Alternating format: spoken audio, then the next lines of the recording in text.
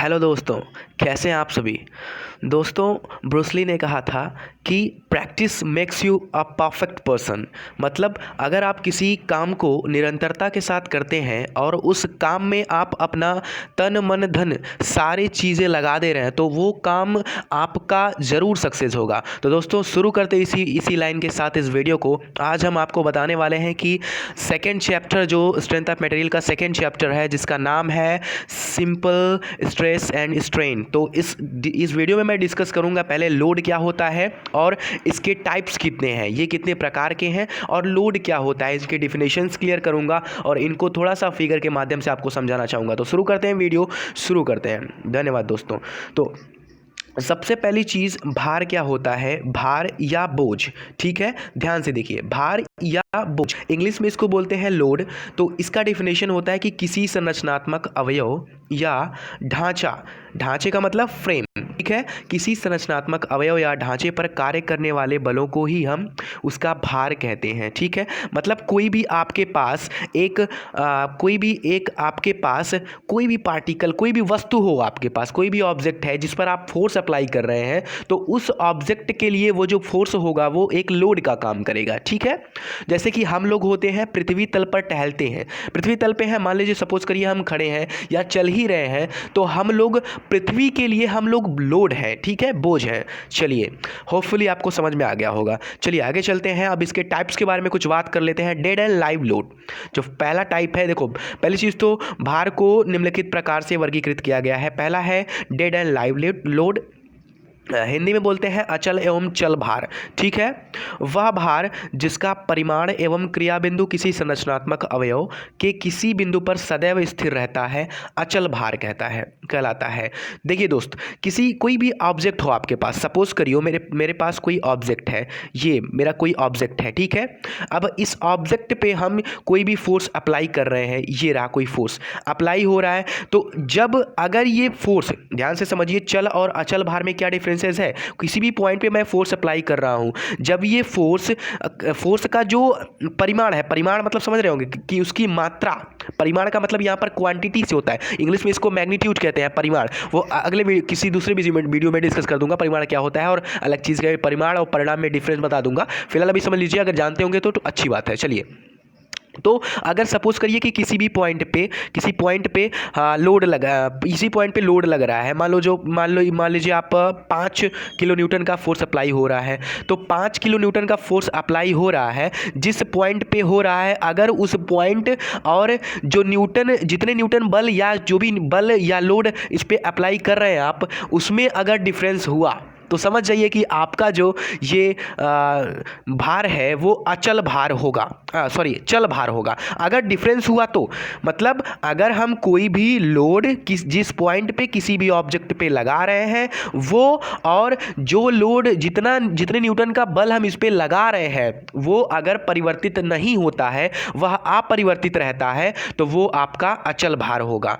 बस थोड़ा सा अंतर यही है कि जब आपका ये लोड का पॉइंट, मतलब कह सकते हैं कि point of action of any object and their magnitude if changed, then that load is called live load. ठीक है, अगर चेंज हुआ तो वो चल भार हुआ और अगर चेंज नहीं हुआ तो वो डेड लोड यानी कि अचल भार हुआ। Thank you very much. आगे चलते हैं, चलिए इसको इरेज कर देते हैं।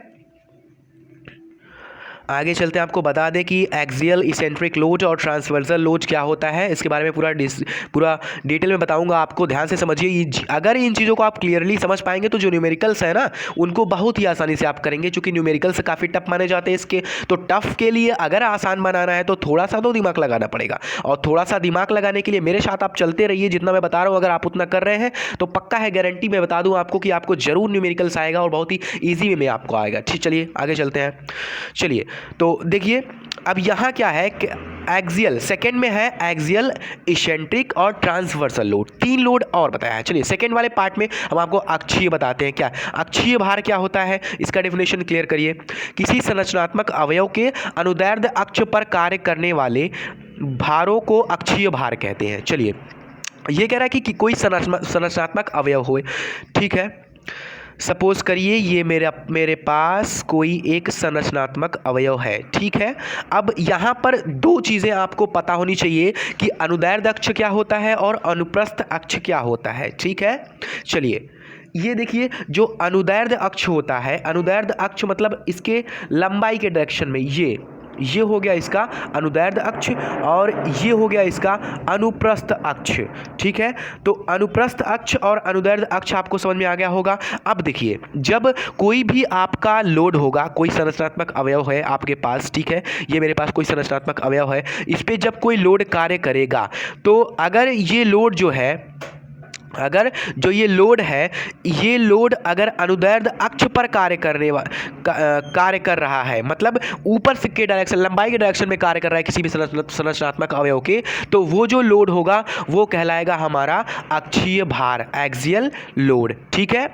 चलिए अब अक्षीय भार तो समझ में आ गया होगा। अब आगे चलते हैं, अक्षीय के बाद क्या है, वाह भार, हाँ अक्षीय समझ में आ गया होगा आपको। चलिए आगे चलते हैं। वह भार जो किसी अवयव के अनुदैर्ध्य अक्ष के समांतर तथा क्रिया रेखा, उसकी क्रिया रेखा से हटकर कार्य करता है तो उसे उत्केंद्रित भार कहते हैं। देखिए, बस देखिए, आपको हम एक डायग्राम से समझा दे रहे हैं। देखिए तीनों चीज़ क्या है, एक्सियल और इसेंट्रिक और ट्रांसवर्सल। ये आपका कोई है संरचनात्मक अवयव, जब कोई आपका अनुदैर्ध्य अक्ष का मतलब है, जब अनुदैर्ध्य अक्ष पे जब कार्य करेगा, ठीक है, तो मैं बताया कि जब ऊपर के डायरेक्शन, लंबाई के डायरेक्शन में कोई फोर्स अप्लाई होगा, ठीक है, कोई लोड कार्य करेगा, ठीक है, अनुदैर्ध्य अक्ष पर, तो वो अक्षीय भार हो गया, ठीक है।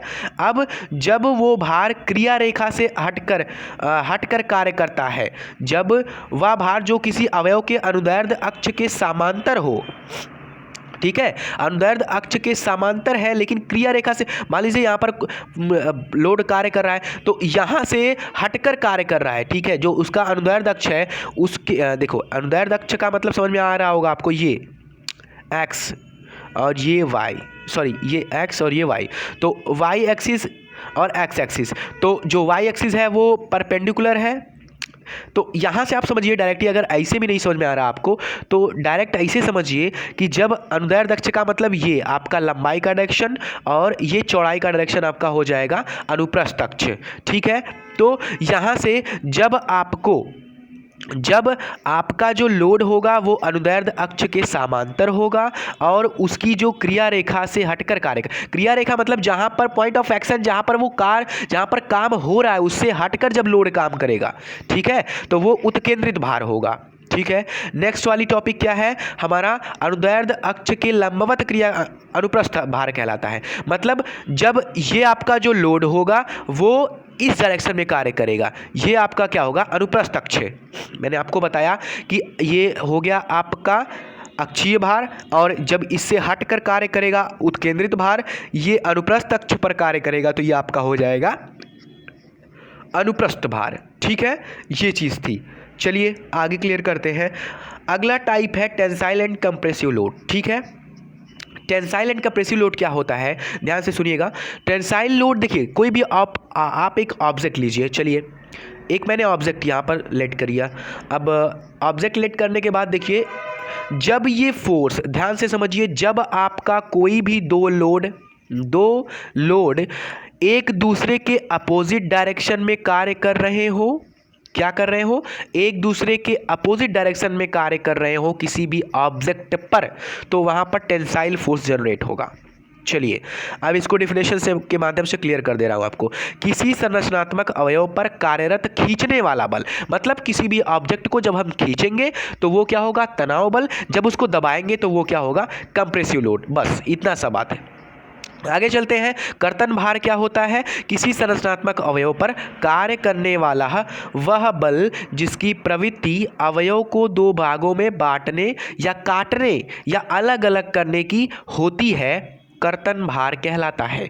ठीक है, कोई भी ऑब्जेक्ट हो, जब आप उस पर फोर्स अप्लाई कर रहे हो तो वो भार जो है उस ऑब्जेक्ट को दो बराबर भागों में बांटे या उसको काटे या उसको अलग अलग कर दे। दो बराबर भागों में, दो भागों में, बराबर भागों में नहीं, दो भागों में काटना है, ये नहीं कि दो बराबर भागों में। ठीक है, दो बराबर भागों में नहीं, भागों में, दो भागों में काट देना चाहिए उसको बस, तो वो क्या होगा, कर्तन भार हो गया। होपफुली आपको ये वीडियो पसंद आया होगा। अगर ये वीडियो आपको पसंद आए तो please like and subscribe my channel, also share this. उन दोस्तों को जरूर भेजना ये वीडियो जो काफ़ी कमज़ोर स्टूडेंट हो और जिनको सोम स्ट्रेंथ ऑफ मटेरियल से काफ़ी डर लगता हो। हम आपको इस यूट्यूब के माध्यम से आपको काफ़ी कुछ बताने वाले हैं, जैसे कि स्ट्रेंथ ऑफ मटेरियल में बहुत सारे हार्ड क्वेश्चन होते हैं जो आप कुछ स्टूडेंट होते हैं बहुत डरते हैं स्ट्रेंथ ऑफ मटेरियल से, तो उनके लिए वीडियो काफ़ी यूजफुल होगा, काफ़ी फ्रूटफुल होगा। Thank you very much, have a nice day.